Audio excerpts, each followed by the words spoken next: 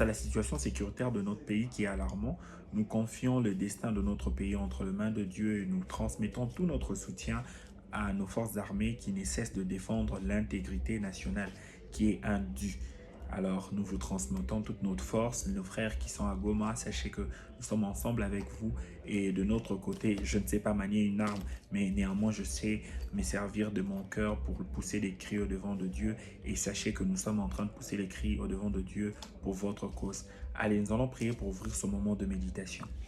Père, il est bon que, au-delà de tout ce que l'on peut consommer comme actualité, au-delà de tout ce que l'on peut consommer dans nos journaux, d'ailleurs maintenant là il y a tellement de fausses informations. Certains journaux sont là juste pour nous envahir de peur. Mais la bonne information se trouve dans ta parole.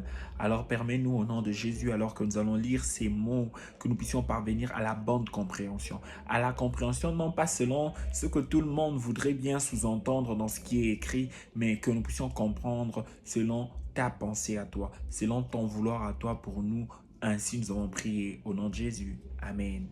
Nous sommes toujours dans Jonas, le chapitre 1er, et là nous passons au verset 12. Ne perdons pas les bons réflexes lorsque nous avons du mal à retrouver le livre dont nous avons besoin de méditer, là maintenant, ou même n'importe quel autre livre.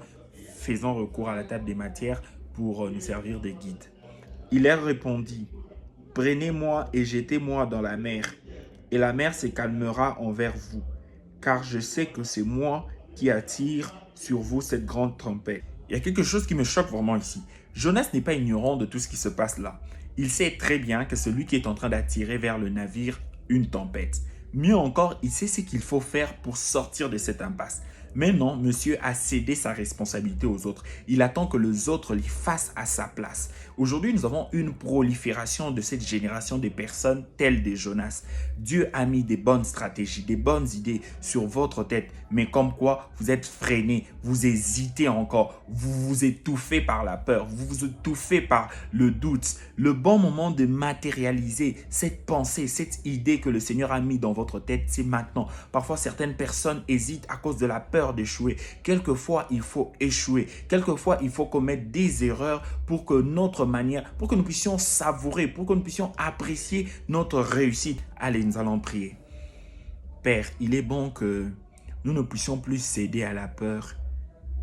Nous ne puissions plus céder au doute, mais que nous puissions nous armer des foi et avancer ensemble avec toi pour concrétiser, pour faire, pour mettre en pratique cette solution que tu nous as mis dans la tête.